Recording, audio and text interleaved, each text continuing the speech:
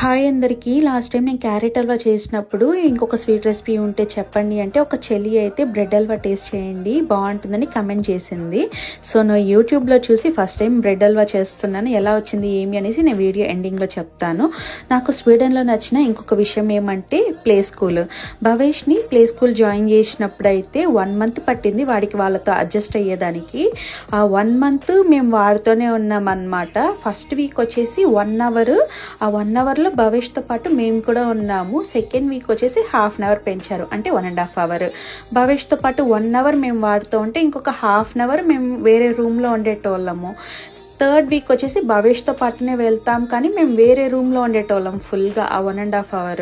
So 4th వీక్లో భవేష్ని వదిలేసి ఇంటికి వచ్చేసినాం అనమాట. అలాగా మెల్లమెల్లగా భవేష్ అయితే వాళ్ళ టీచర్స్తో ఫ్రెండ్స్తో బాగా కలిసిపోయేసి హ్యాపీగా ప్లే స్కూల్కి వెళ్తున్నాడు. నేను ఎందుకు చెప్తున్నా అంటే ఇండియాలో అన్ని ప్లే స్కూల్స్ ఇలా ఉందా అనేసి అంటే నాకు తెలియదు. సో ఇలా కానీ ఉంటే పిల్లలు హ్యాపీగా ప్లే స్కూల్కి వెళ్ళేసి ఆడుకుంటారు. బ్రెడ్ హల్వా అయితే చాలా బాగా వచ్చింది, మా హస్బెండ్కి కూడా బాగా నచ్చింది. ఈ వీడియో నచ్చితే లైక్ చేయండి, షేర్ చేయండి, సబ్స్క్రైబ్ చేసుకోండి. Thanks for watching. బాయ్.